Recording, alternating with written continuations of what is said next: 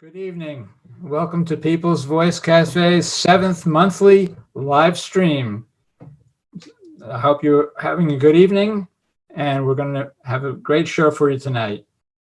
As you know, these shows are an effort to support performers who wouldn't have much exposure if it weren't for Zoom and these efforts. Tonight we have 3 fantastic performers, as usual. The theme tonight is women's voices, and coincidentally or not, all our performers are women with support of one male guitarist. So we have tonight Thelma Ruffin Thomas, Cleo Carol Knopf, and Katie Naplatarski, and I'll introduce them as they come up. So we'll start with Thelma Ruffin Thomas. Is an artistic director of Pearls of Wisdom, a touring ensemble of elder storytellers. In richly narrated presentations, she tells stories that illuminate her own past and our collective histories. She has brought her lively, spirited, authentic presentations to Tanzania, Brazil, Ghana, Costa Rica, the Gambia, South Africa, Russia, Australia, Kenya, and Cameroon, continuing the tradition of elder folk art stories. Thelma is a founding member of the African Folk Heritage Circle, Incorporated, and a member of the National Association of Black Storytellers and of the Harlem Arts Alliance. So, you're in for a great treat. Please welcome with me Thelma Ruffin Thomas. Que sera, sera. Whatever will be, will be. The future's not ours to see. Que sera, sera. What will be, will be. When I was just a little girl, I asked my mother, what will I be? Will I be pretty? Will I be rich? Here's what she said to me. Que sera, sera. Whatever will be, will be. The future's not ours to see. Que sera, sera. What will be, will be. I'd like to share a story written by a good friend of mine, Jane Bolster. I have been sitting behind this desk at this damn YMCA for over 30 years now. Worked all the shifts. My favorite, you won't believe it, is the early one. That's when the swim team kids come to practice. Half asleep, quiet, getting their workout, and then they're off to school. Raised my kids on this side. Didn't see them enough, truth be told. Had some hard years along the way. Drank too much. Wasn't the mother I could have been. Been thinking, because today's my daughter's birthday, and she don't come around much at all. How about Liv? 3 years ago, she was working out that locker room door, and something made her turn back. Real pretty, Liv, and quiet. Maybe that's why I didn't used to ignore her. So she introduced herself real quick and starts in with me, babbling about finding a $50 bill on the locker room floor. I look at her funny, and she goes on about, even though she got cash problems, her conscience would not let her keep it. How do you like that? Here in this hard town. And she was explaining herself. I got real inward. Sounds corny, and I just let her kindness wash over me. Then I came up with a plan right there on the spot. I said, trust me, come back in a week, and we'll see if anyone claims the dough. Liv loved the idea. Sounds funny, Liv loved. Next week, Liv came back, said, let's wait one more week and see what happens. We kept up that nonsense, looking at that beautiful bill every single week for 1 solid year. Of course, it was never claimed. And guess what? Because of that weekly game, I got to know Liv and she got to know me. A year to the day, she took that 50 and treated us to a night out. By then, I felt real close to her. I was comfortable with Liv more than anyone I met at the Y, or maybe anyone in this whole damn city. Liv brought out the best of me. She got me thinking and laughing. She got me seeing. For our night out on the town, we went to a joint near Penn Station. Got loaded. And Liv told me all about her life. She was a loner and real brain she had. Liv didn't gloat with her smarts. And she got me thinking and just seeing all kinds of stuff I had never seen before. She loved the city in a way I sure didn't. She even liked the subway. Who in the hell likes the subway? And the great and mighty Hudson, she would always say. Even the trees. That Liv, she got me looking up. I became a regular at Zorba's around the corner on 8th Avenue, where she worked the grill. Sometimes I'd wait until Liv finished working. She'd be exhausted and she'd let her guard down a little. She trusted it. She trusted me. I mean, I told her most everything about my sad existence. Though once Liv was my friend, I didn't feel as if I was as lost as I used to be. Anyway, Liv told me about herself, how she loved her family. She was the oldest of 9, and she once told me how much she missed the night sky of her homeland. She wasn't born here. She got here somehow illegally. She wouldn't say exactly how. That's when I understood her lonely ways, why she kept to herself. She was real careful about a whole lot of things. Tony, the Greek at Zorba's, he knew what she was up against. He hired Liv.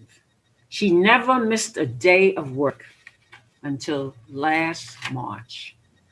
Didn't show. Last we heard of her, apartment cleaned out. No word.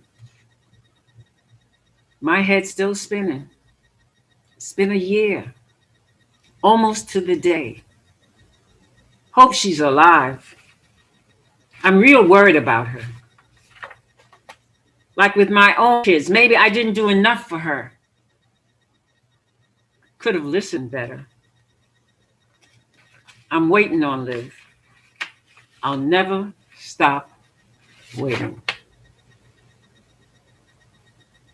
Que sera, sera. Whatever will be, will be. The future's not ours to see. Que sera, sera. What will be, will be. Another of my favorite is written by Paul Keynes Douglas. Mrs. Maisie stared at her little garden in despair.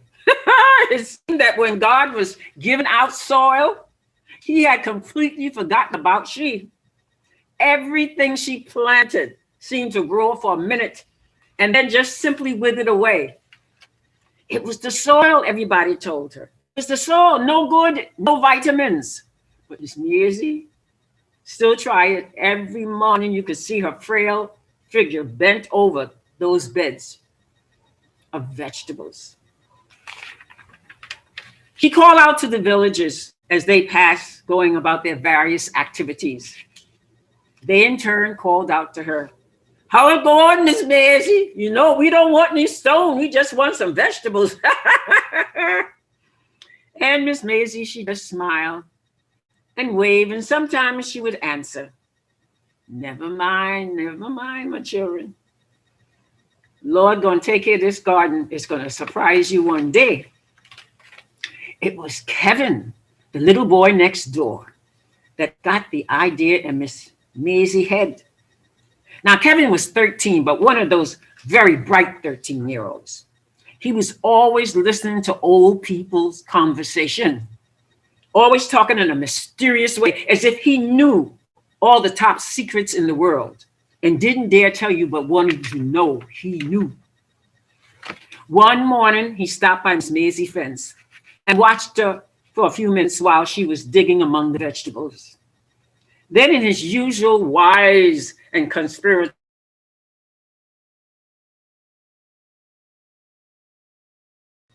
you know, Miss Maisie?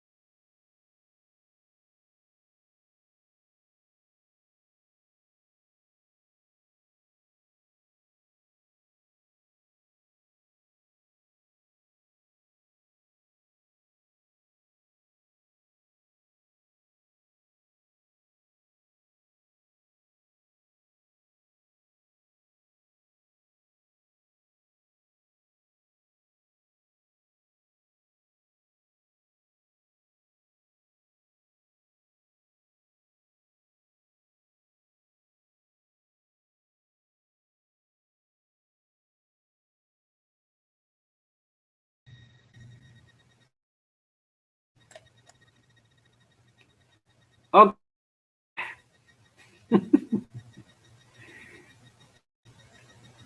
okay. A bad case of nutrition. But one fella told her, Miss Daisy, if you keep cow dung on that bed, it's going to grow not vegetables, but cow. Topsoil idea, appealed to Miss Maisie. But from Mr. DeCarey, no way. Mr. DeCarey had a small farm directly over Miss Daisy on a hill there. Just as Miss Maisie's land didn't seem to grow a ting, Mr. DeCarey seemed as if he could just grow about everything. The trees looked like it wanted to just pop out of the ground. But Mr. DeCarey was something. He was about 60 years old and a reputation of being mean and stingy. He didn't get along with anyone. As a matter of fact, he was always threatening to shoot somebody for trespassing himself. Now, everybody called it land, farm, property, but he called everything he owned domicile. Miss Maisie gazed up the hill at the prosperous-looking farm. Then she made up her mind the hill to ask Mr. DeCarey for some topsoil. After all, the worst she could say is no. But on second thought, he might just shoot her for trespassing. She thought of a white cloth on a stick like they do in the movies to say, I come in peace. But then she said, to hell with it, Mr. DeCarey's not going to shoot me. And with that, she put away her garden tools, changed her clothes, and put on her best hat. Mr. DeCarey saw her coming up the hill and sour right away because he knew it was something she wanted from him, because nobody ever came to visit him unless they wanted something from him. And so he started saying no already. He was sitting on the veranda when Miss Maisie rounded the hill, a little out of breath. He had a feeling, say no right there and cut it off, but he prided himself on being better than the rest of the villagers. And therefore, he was supposed to handle himself with diplomatic tact. Always being, end result would be a big fat no. Miss Maisie, on the other hand, suddenly began to feel a change of heart. You know, why I bothered to come up here to see this man when I know he gonna say no and embarrass me. But then I'm going. Well, up against the house, and she started to fan herself with her hat. And not looking directly at him, she said, "Mon, Harry, he'll nearly kill me. I must be getting old." Mrs. DeCarey grunted, took out a pipe, and said, "Morning, Miss Maisie. What bring you up early in the morning?" Miss May leaned on the house, still fanning. "Mr. DeCarey, it's no big thing. Just a little favor I would like to ask you. I got this garden down here, the tail, and people tell me it's the soil. It's not good, and how I should get some topsoil. And I want to encourage the soil to stop playing the fool. And seeing as how you is the only around here with good soil and plenty to boot, you would give me half a load." Well, Mr. DeCarey wanted to take the lash to Miss Maisie, but he didn't. He just sat there playing and organizing the no in his mind. He sucked on his pipe thoughtfully for half a minute. And he said, "Miss Maisie, there's nothing I would like better than to give you not a half a load, but you see, this doesn't really belong to me. It belongs to the family. I just can't give it away just so without permission of the family, and they are not here at the moment. You know, Miss Maisie, topsoil is not just topsoil. It's land, and I can't give away family land according to the terms of the will without full agreement of all the owners of the land, which is the family, the Article 17 of the Land Tenants Act. I could lose my government subsidy if I did that. It is only God, Miss Maisie, that can give away land just so because it's God that made land. I'm really sorry." Miss Maisie sat there listening to this rigmarole. She knew he was telling a lie. He knew he was telling a lie, but her face didn't show it. She just smiled and nodded as he spoke. Mrs. DeCarey paused for a moment, but really to see how Miss Maisie was taking the development of his news so far. He was quite sure that she was listening, but she was looking far away. She wasn't looking directly at him. She was looking up toward the mountain. But she had ears he was sure to listen. Almost as if she knew that what he was saying was true and was agreeing with him. I really should have known better than to come up and ask in the first place. He said, "All right, Mr. DeCarey, I sorry to bother you. If you ever get together with your family, don't forget to mention the topsoil for me. I gone." With that, she got up slowly. She settled that hat firmly on her head and started down the hill. Mr. DeCarey watched as she made her way slowly down the hill. He smiled to himself. He had done Suddenly he felt some water on his high arched nose. Quickly, he put out his pipe. He beat a hasty retreat into his house. The rain caught Miss Maisie as she went down that hill, and she had to be really careful because it was quite slippery. Now she thought to herself, maybe she should under a mango tree. But you know, she remembered how some of these showers have a habit of going on, as if they're playing games with people's lives. She had no desire to spend no set of hours under no mango tree. So she said to herself, "I'm going home. I ain't made of sugar and I won't melt." And with that, she pulled her hat firmly down on her head and shielding her face from the big drops, she picked her way carefully down the slippery hill. By the time she reached her house, she was soaked to the skin, and the rain was coming down like it really meant business, some serious business. She dried herself, changed into some nice, clean, dry clothes, and made herself a nice, strong cup of cocoa tea. As she sipped it, she sat in front of watching the rain coming down. The rain steadily. It rained, it thundered. She turned on the radio around obituary time. She usually did every day to find out if anybody who may have passed away without her knowing it. It was then she found out the island was getting the effects of a tropical storm, which was passing a few miles off the coast. Maggie turned in for the night. It was still raining.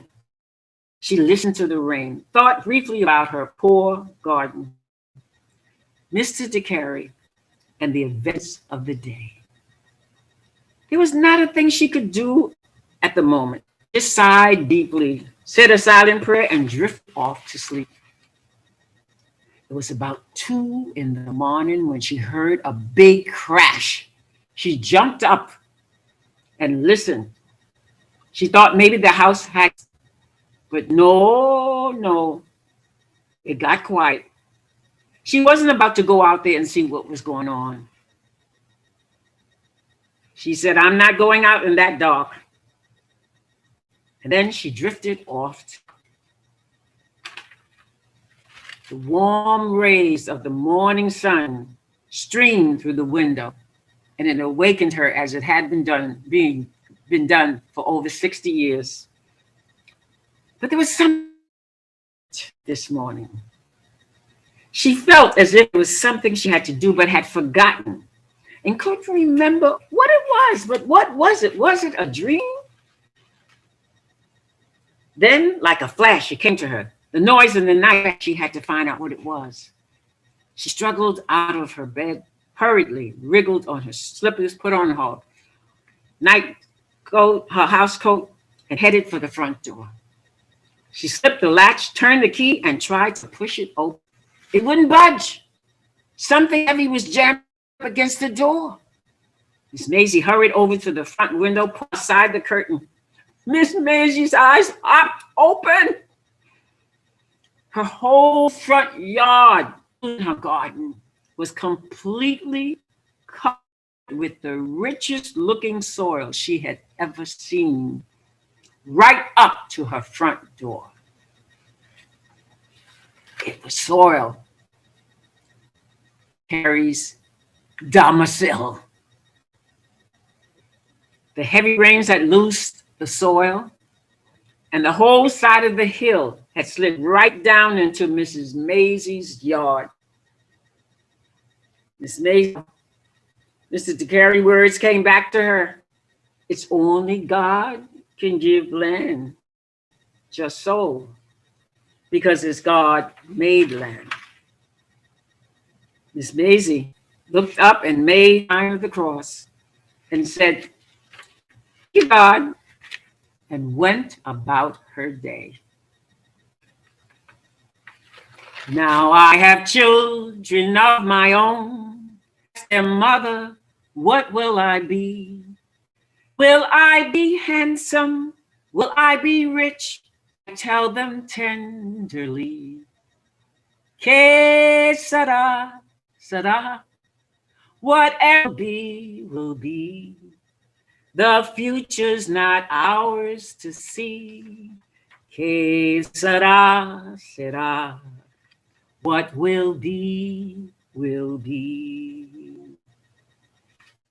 And now, stay tuned. We will now listen to Cleo. Thank you.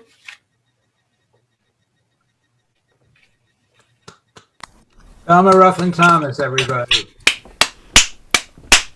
Thank you. Sorry about the technical glitches there. I don't know what we could have done about them, but we, suffered through, but That's all right. great story. Yes. Okay. Thank you. Just to remind folks, any contributions that you make during the show or shortly after get added to the gate, and 90% of everything that the registration, contributions, and everything else will go to the performers. So next we have Cleo Carol Knopf. She is a poet, singer, dancer, and a performance artist. She presents work under the name of her PoemDance Company, morphing from one medium of artistic expression to another, depending on what story needs to be told. Her themes are humanitarian and social justice, harkening back to when she learned to sing from her sister Ellen, who ran the Hey Brother, Hey Sister Coffee House under the leadership of the late Reverend Frederick Douglass Kirkpatrick.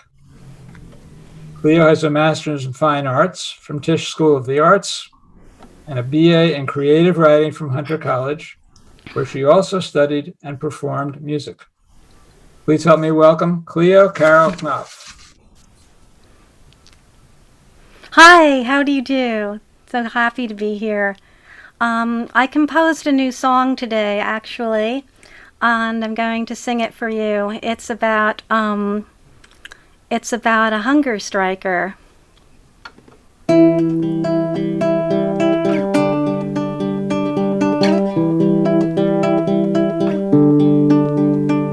Today, March 20th, 2021, a woman is on her 35th day of a hunger strike to stop an oil pipeline called Line 3. Her name is Tanya Aubid, and she asks for your solidarity. Dance with the water protector. Sing her river song and waves. Dance with Tanya, hunger striker. Hers is the battle for our lives. Tanya says, I'm on a hunger strike for Mother Earth. She sings with women softly by the Mississippi River for clean water and the future. We could never separate the people from the land and not lose it all. Dance with the water protector. Sing her river song and waves. Dance with Tanya, hunger striker. Hers is the battle for our lives. Line 3 is the design of Canadian oil company, building their pipeline on U.S. tribal territory. They want to send dirty tar sands under the pristine rivers all the way from Minnesota to the Gulf of Mexico. Dance with the water protector. Sing her river song and waves. Dance with Tanya, hunter striker. Hers is the battle for our lives. Line 3 violates the Indigenous Treaty of 1855. The women singing, dancing, praying by the running river are being followed and arrested on their own land by U.S. police paid by Canadian oil. Tanya asks for your solidarity. Line 3 is planned to run under 22 American rivers whose veins come from the place of women dancing the magical Mississippi headwaters. Tanya on her hunger strike asks for your solidarity. Dance with the water protector. Sing her river song and waves. Dance with Tanya, hunger striker. Hers is the battle for our lives. Once I stood on a jagged cliff near the bay. I watched the wave leap so high it reached the sky. Then it leaped down like a water god, relieving sun. I remember water as it danced like a life-giving woman. Tanya, water protector, I give you my solidarity.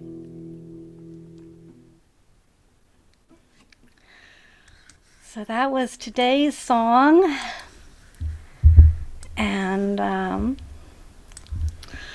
so the next song I want to sing for you is for Breonna Taylor. And I want you to look online for Breonna's Law because it's a law people are petitioning to get it passed against to stop the ability of the police to just burst into your apartment. Breonna, Breonna, just a saying your name is like a prayer. Breonna, Breonna, every letter of your name is a messenger.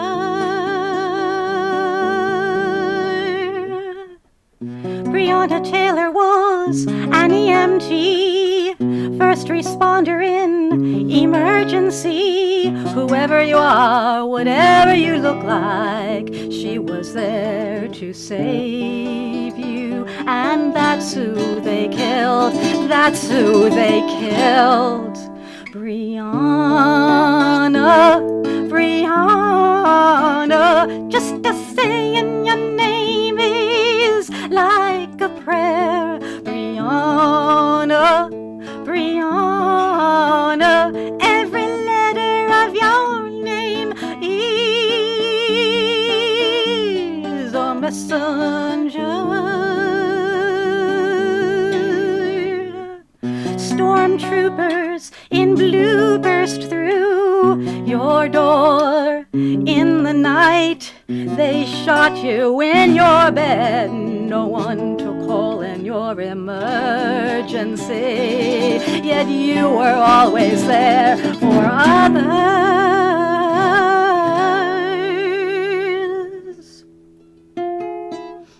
Did you have one last kiss? Did you rock in your lover's arms? Did you have one last chance to hear your mother's voice? Breonna, Breonna, just a saying your name is like a prayer. Breonna, Breonna, every letter of your name is a messenger.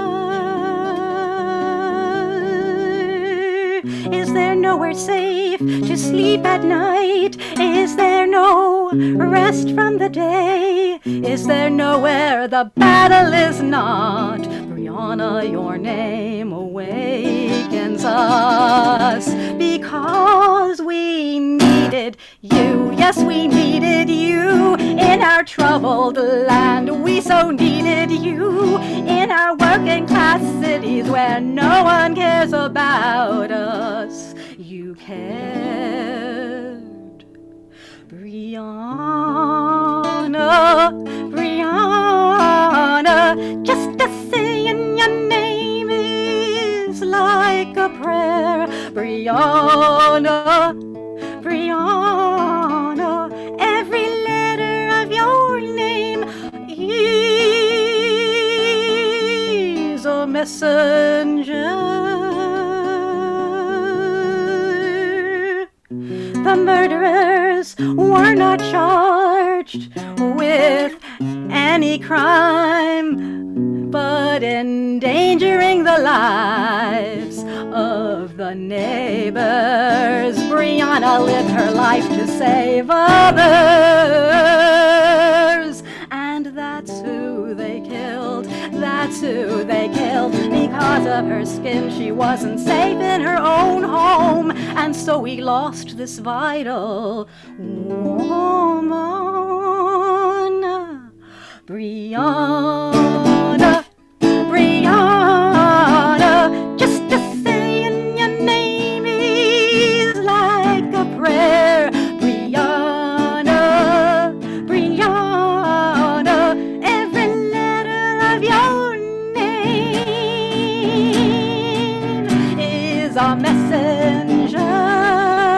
Every sound of your name is a call to the streets. Every letter spells defund the police. Every chant of your name is humanity crying. Brianna.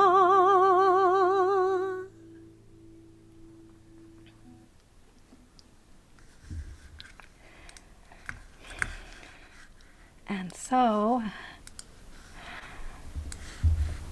my next song here.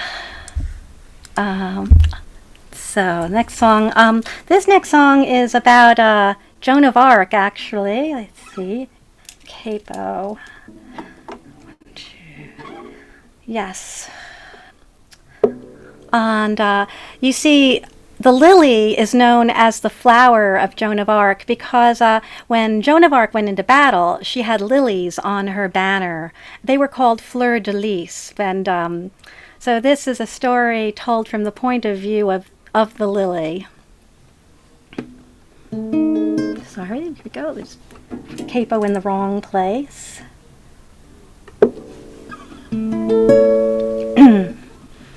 Here's to a people's warrior.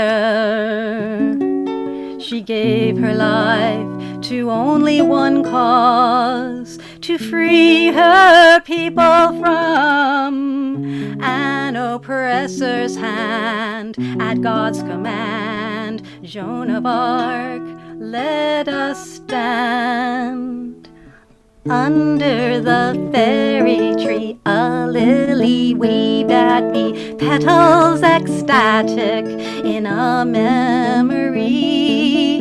I sat beside her, a story to hear from a voice of a flower with centuries old tears. Domremy, town of Joan, Domremy, her birth home, Domremy, fairy grown, the lily cried. Domremy, la pucelle, Domremy, fairy dell, c'est pour cela que je suis née. I belonged to a maid, her name was Joan. In armor she danced, and the archangel sang. She took me on high on her battle standard. We beat the invader and freed our land. Dom Remy, town of Joan, Dom Remy, her birth home, Dom Remy, fairy grown, the lily cried. Dom Remy, la pucelle, Dom Remy, fairy dell, Dom Remy, Joan of Arc's heart never died. I was so proud on her battle standard, with warrior fire we led the charge. The rich had betrayed us, but with her battle light soldiers turned lions, and we won the day. Dom Remy, town of Joan, Dom Remy, her birth home, Dom Remy, fairy grown, the lily cried. Dom Remy, la pucelle, Dom Remy, fairy dell, c'est pour cela que je suis née. The king she crowned, a traitor was he, sold out the land we won with our blood. He wanted gold, and dear Joan he sold, but the hearts of the people beat her marching song. Dom Remy, town of Joan, Dom Remy, her birth home, Dom Remy, fairy grown, the lily cried. Dom Remy, la pucelle, Dom Remy, fairy dell, Dom Remy, Joan of Arc's heart never died. So much for monarchy, I won't fight for any. It has pursued us to modern times. It's centuries I've waited, this battle can't be missed. The next maid will conquer the capitalist. Dom Remy, town of Joan, Dom Remy, her birth home, Dom Remy, fairy grown, the lily cried. Dom Remy, la pucelle, Dom Remy, fairy dell, Dom Remy, Joan of Arc's heart never died, never dies. And as I watched the flames climb higher, I saw her body rise above the fire, and what they could not kill in the ashes was her beating heart, forever to inspire.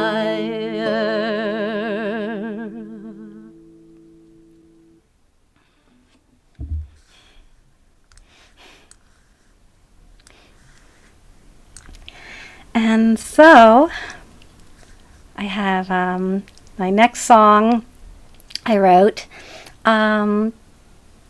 This one is called Can a Song Save the World? We'll see. So, here we go.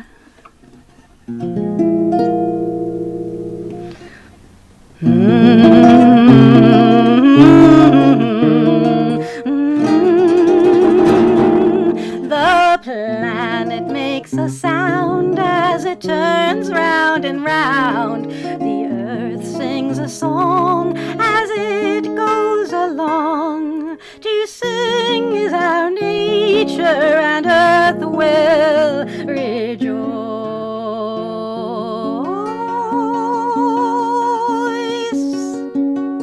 on hearing our voice, on hearing our voice. Earth's hum may be from the churning of the sea, or what the ear can't hear in the rolling atmosphere. To sing is our nature, and earth will rejoice in hearing our voice, in hearing our voice.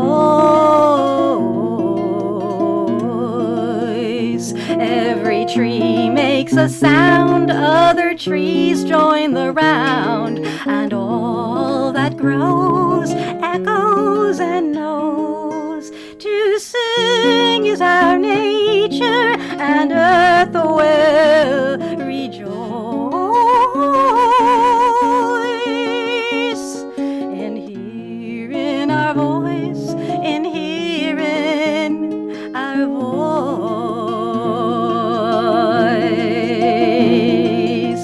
Artist Van Gogh, he said, trees are the hands of earth, reaching up our prayer to God.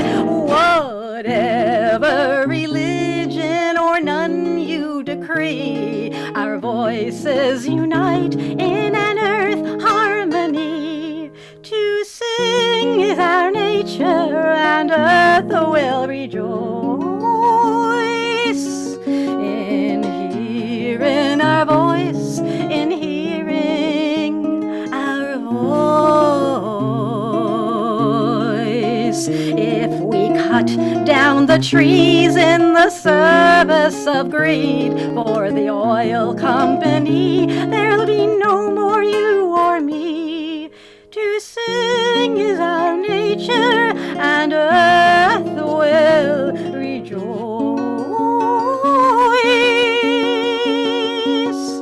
in hearing our voice, in hearing our voice.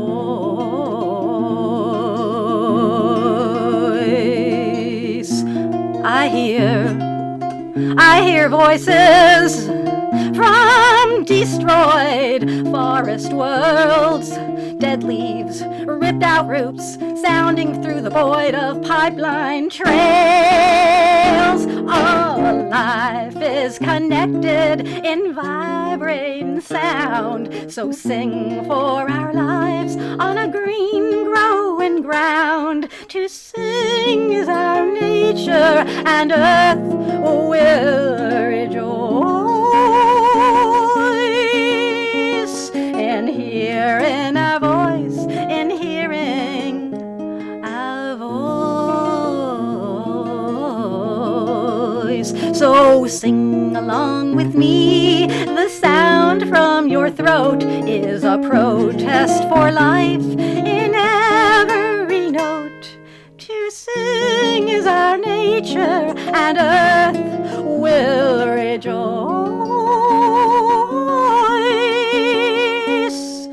Raise your voice up, raise your voice up, raise your voice up, raise your voice up for our earth.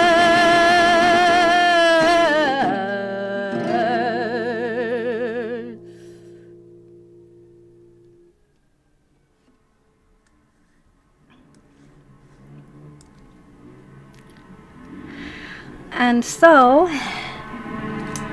I'd like to wrap up with the song that I learned when I was a child at the Hey Brother Coffee House with my sister. And I learned it from the Reverend Frederick Douglass Kirkpatrick. And it's the song that keeps me singing.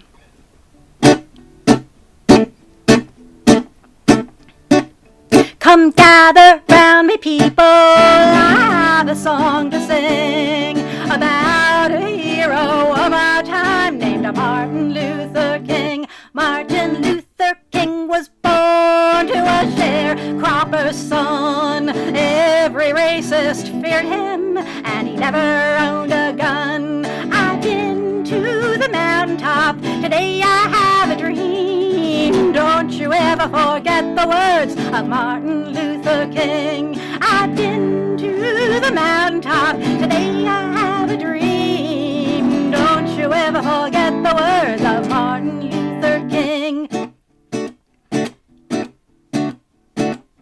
A bus line in Montgomery had some folks sitting in back, and it wasn't no coincidence that all these people were black. Martin Luther King, he formed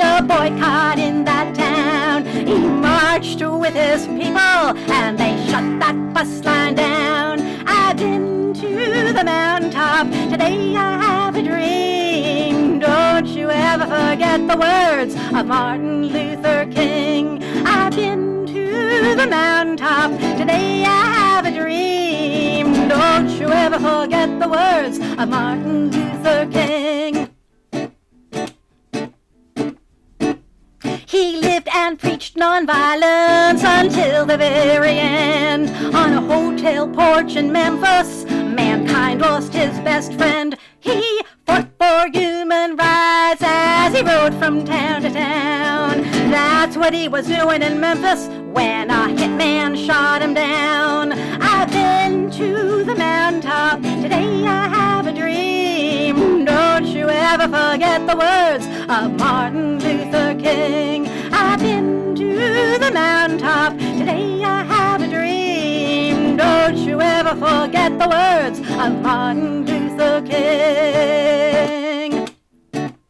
It's time to take a look at that mirror on the wall. Did you pull the trigger, or weren't you there at all? There's a sickness in this nation, it seems mighty clear, when they kill a man with hate because he would not die from fear. I've been to the mountaintop. Today I have a dream. Don't you ever forget the words of Martin Luther King. I've been to the mountaintop. Today I have a dream. Don't you ever forget the words. Don't you ever forget the words. We are gonna live the words of Martin Luther King.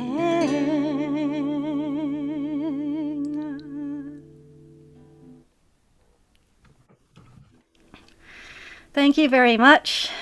And now for Katie Naplatarski. I'm very excited to hear her. Thank you. Wow. Cleo Carol Knopf. All right. Thank you. That was, hi everybody. Cleo, that was beautiful. That was beautiful. Let me introduce you, And Katie. inspiring. Okay. And Thelma, I loved your stories. Okay, can you hear me okay? Yeah. All right, super. That was beautiful, ladies. It's really great to be performing with you guys. Hello, everybody. And before we start, I would like to say that I'm being accompanied here by Thelma Carol, and I would like to say thank you, and it's really an honor. Katie, can I introduce you? Yes, go for it. Tell more about me. Otherwise, what am I doing here? Go for it. Katie Naplatarski is a community activist, artist, and singer from the Greenpoint neighborhood of northern Brooklyn.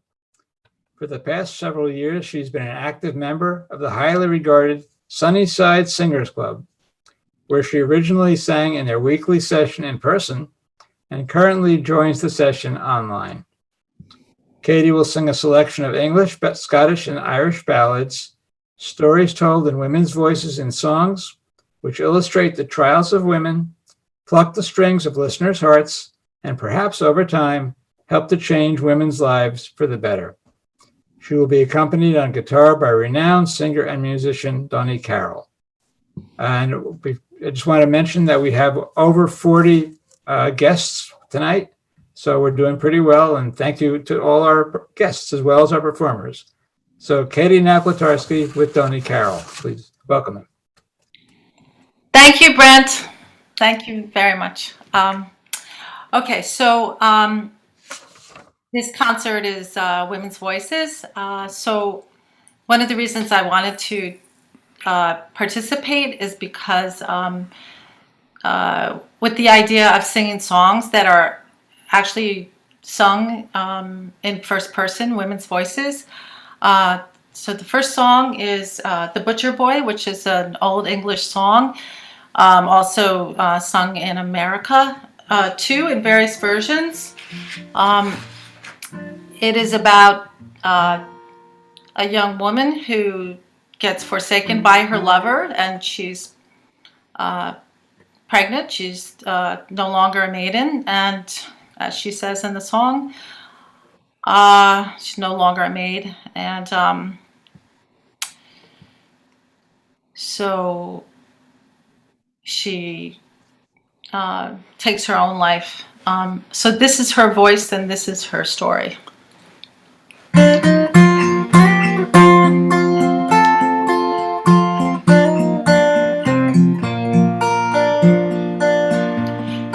London City, where I did dwell, a butcher boy I loved right well. He courted me, my life away, but now with me he will not stay.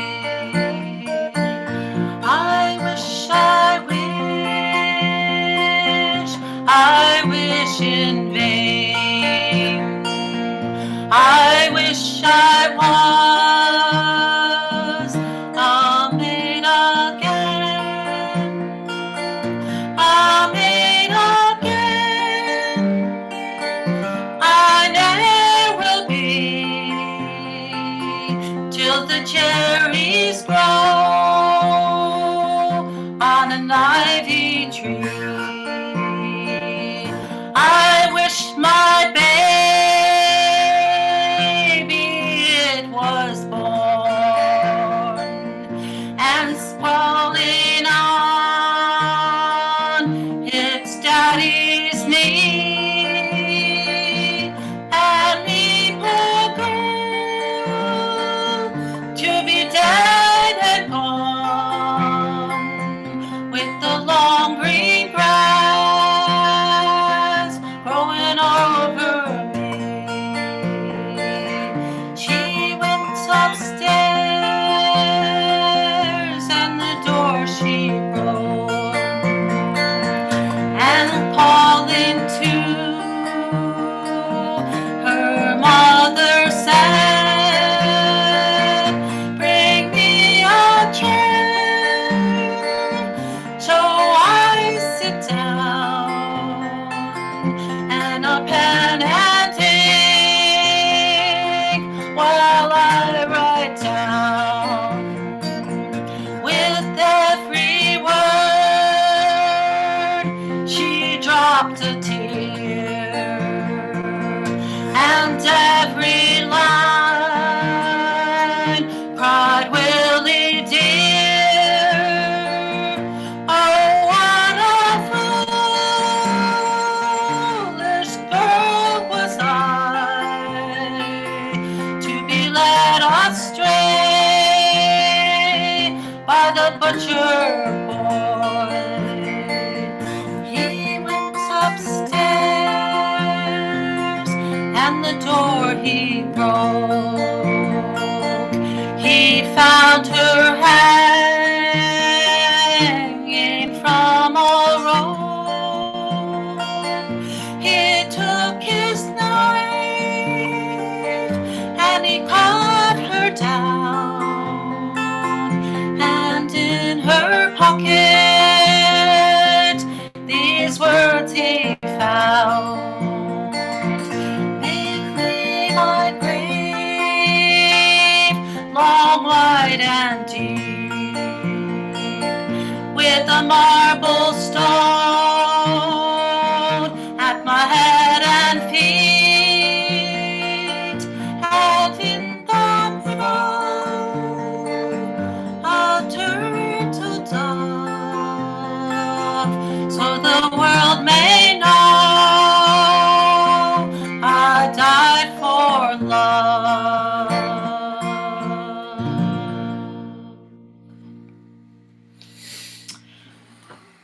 So, just to mention too that I know that song from when I was, I guess, 10 years old, because my parents had about 10 albums that myself and my brothers and sisters, I guess, but I remember myself playing the same songs, the same albums over and over again. So I knew that song from a long time ago, and I loved that song somehow. And, just to say about women's voices, like we're hearing these women's voices through these songs and hearing their stories. And for 100 years, these songs have been sung, and they've probably been heard by thousands of people, if not more. So it's just really special that their stories get to be heard. The next song is a song that I wrote. It's called London to Ballymena. Ballymena is a town in Ireland.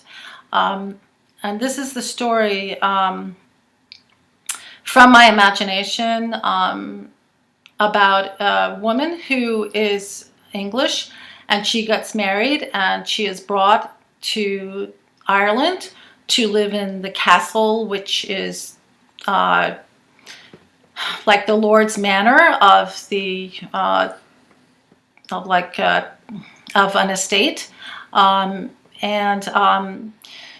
she lives in a castle, which seems very grand, but she's actually really lonely, and it's based loosely on an ancestor of mine, most likely an ancestor of mine, who I read about. Her husband was an earl in this castle, and she was actually quite lonely. So this is possibly her voice in a song.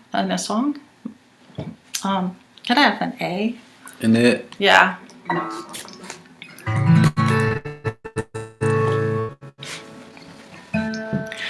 From London to Ballymena. Oh, let me just say, by the way, for those who don't know, a cottage without windows would be a tenant farmer, an Irish family that lives there, and most likely quite poor.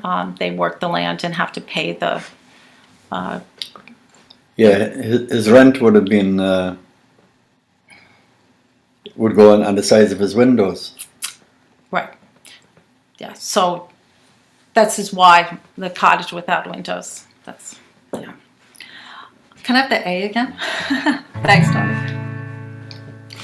From London to Ballymena, somewhere I lost my heart. As the soft rain keeps a-falling, I'm falling all apart. Along these castle hallways, day by day I roam. They say the devil is the distance, and I am far from home. From my lookout window, this castle of grey stone sits among the green hills like a giant all alone. A garden down below me, apples, herbs, and pear, mazes made of hedges, an empty bench, a chair. I cannot sleep, I walk out beyond the castle wall. Moonshine lights these green hills where no shadows ever fall. No sycamore or great oak planted by a hand, just the wild, wild heather, a purple sea on land. A cottage without windows, I pass along the moor. Firelight and voices seep out the cottage door, singing and laughter, and I feel so all alone as I wander into darkness along this rutted road. My son left in September, sent far away to school. He came back in December, so distant and so cool. While my heart is breaking, his heart turns to stone. Yes, the devil is the distance between a heart and home. They say that hope is the anchor of the soul. Well, I hope I can hold on to a story I was told, that hearts are like castles castles made of sand, and they crumble into nothing without a loving hand. They built this British Empire with strong hands and strong minds, but for many with strong head and hand, the heart is far behind. Our guns and our machinery, we think we are the best, but I wonder as I wander that I can get no rest.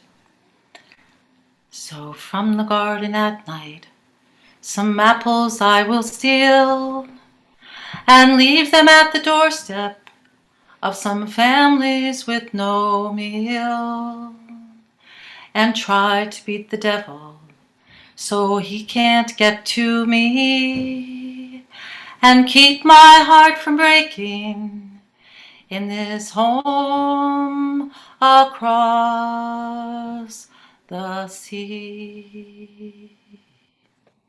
There you go. Okay, Very London. nice. Thanks. London to Ballymena, and just to tell a little bit, since I think I have a little bit of time to tell a little bit about that story. So my great-great-grandmother came from Ballymena. Her last name was White. That's my middle name. And so we know the names of her parents. And when we looked into that, when you look into that, she came from this castle called Lissanore Castle. And the story of that castle is that right about the time she came here, it blew up. That castle blew up. Like, it was this huge explosion. The story was all over Ireland, and it was from gunpowder that had been stored in the basement. A spark caught, it made it ignite and blew it up and killed the mother and there. And so, and the irony is that gunpowder was left over from the rebellion of 1798, actually, and probably that family was against the rebels, most likely. Okay, so the next song is a song called Anarchy Gordon. I like this song a lot. This song has actually many voices. This has the voice of Jeannie, who's the maid who does not want to get married to Lord Salton, which is Salton, Salton. So you hear his voice also. You hear the father's voice, and you hear Anarchy Gordon's voice. That's the person that she is in love with, and he's in love with her. He's a fisherman and not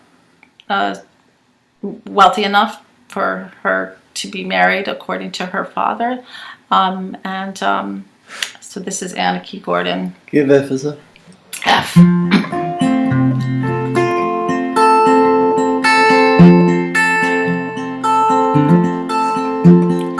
Harkening is bonny, and there lives my love.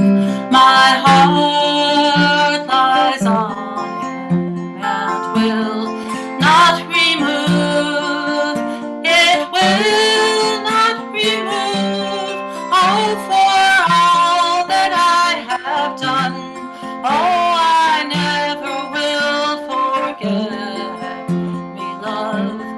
Anarchy, for Anarchy Gordon, he's bonny and he's brave. He'd entice any woman that ever he saw. He'd entice any woman, and so he has done me. Oh, I never will forget me, love. Anarchy. Down came her father, and he's standing at the door, saying, Jeannie, you're trying the tricks of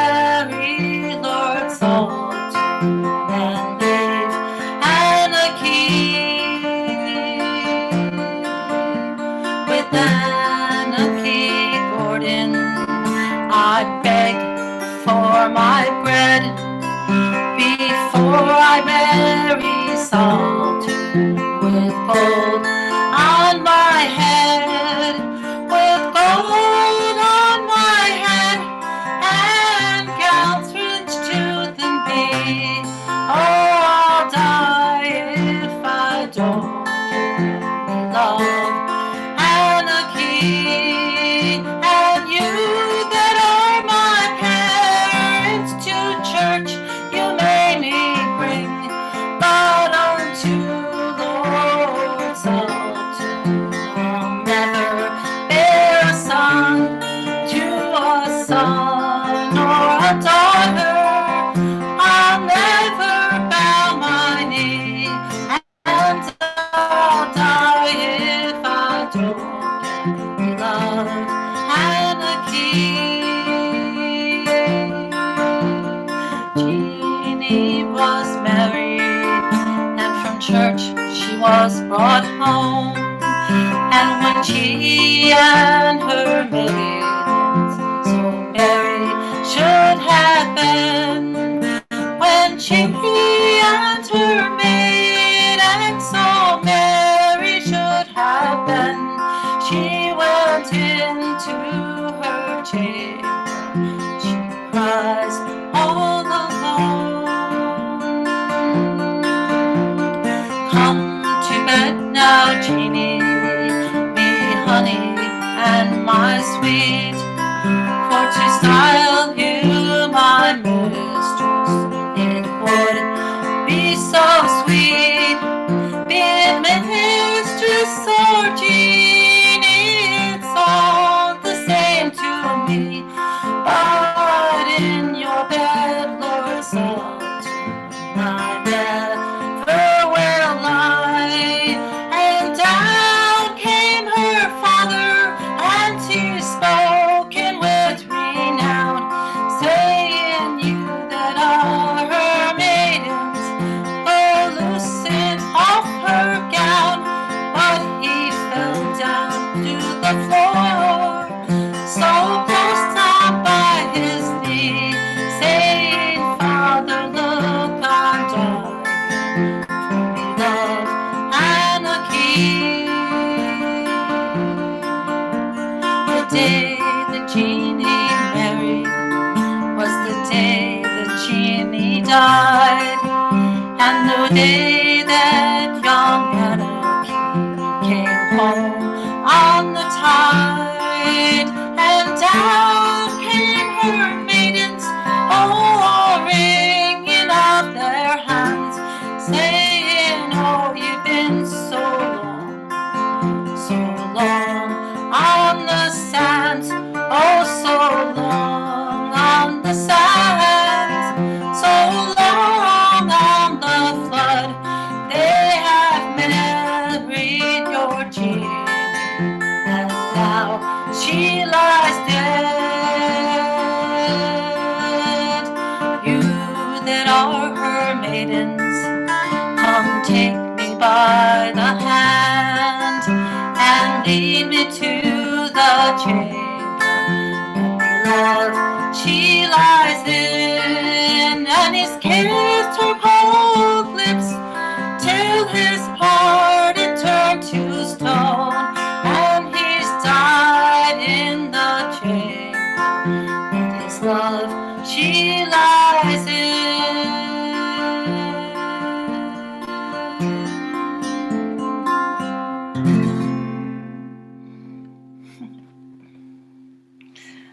That's a lot of words.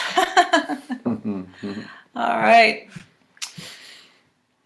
Okay, so the last song is Wild Mountain Time, and I wish we could all sing it together. It starts, the summertime is coming and the leaves are sweetly blooming, which is true. I think this is a song of hope, it feels like to me. And it feels like a song of people, maybe especially to me, women being in camaraderie with each other and being stronger for that. And this is also just to say, the summertime is coming, and let's hope the year ahead is going to be a good one. What key is that, Kelly? Oh, good question. The key is B flat. Okay. And sing with me at home, if you know it.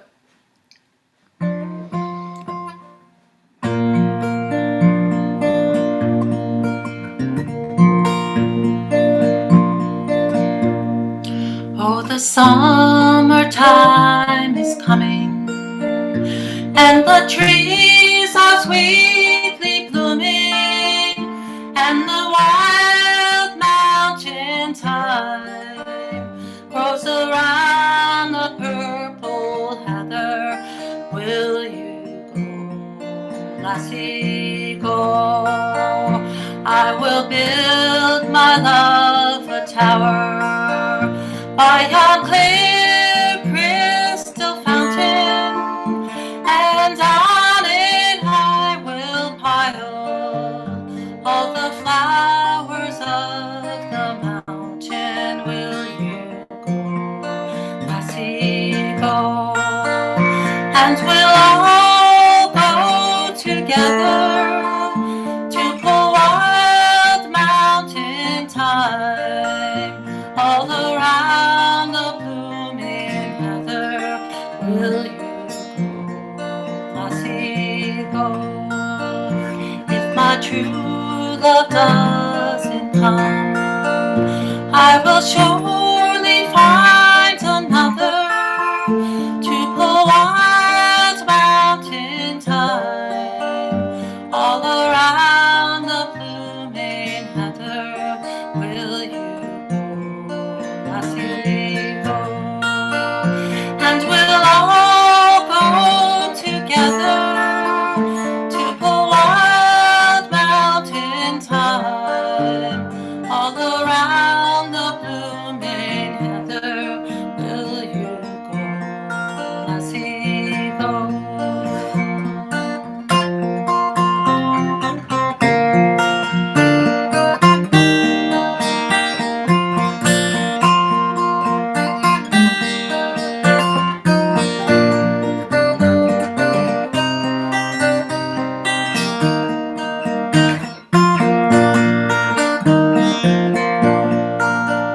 Oh, the summertime is coming, and the trees are sweetly blooming, and the wild mountain thyme grows around the purple heather.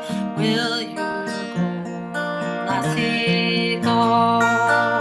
And we'll all go together to pull wild mountain thyme all around the blooming heather. Will you go, lassie, go? Will you go, lassie, go?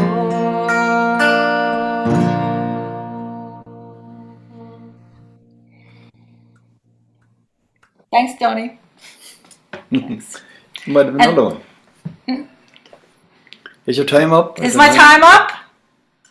You have more time if you want it. All right, we'll do one more. Okay, thank you. And I want to thank Steve Suffet also for his encouragement and support, and Donnie for his encouragement and support very much. Okay, I know where I'm going. A. Yeah.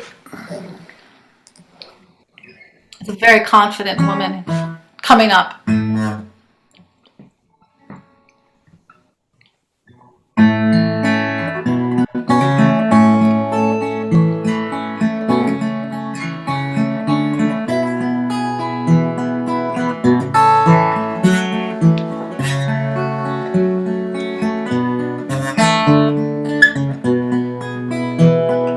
I know where I'm going.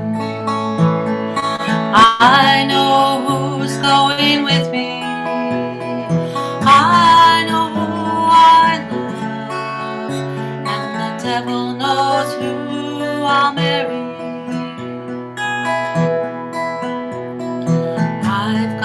stockings of silver, shoes of bright green leather, combs to buckle my hair, and a ring for every finger. Feather beds are soft, painted rooms are bonny. I would trade them all for my handsome, winsome Johnny.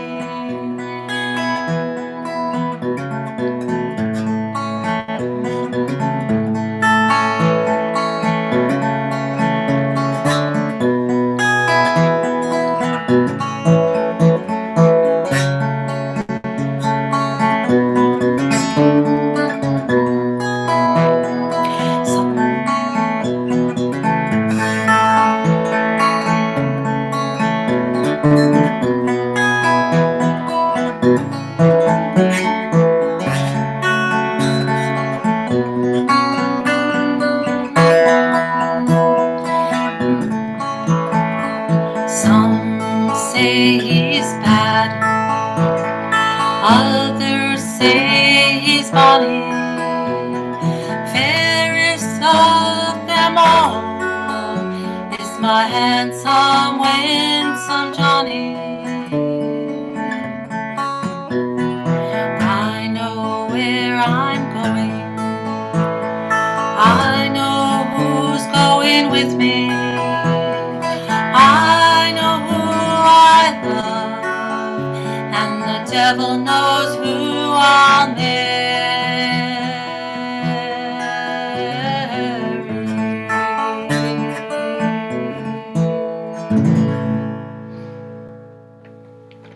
Okay.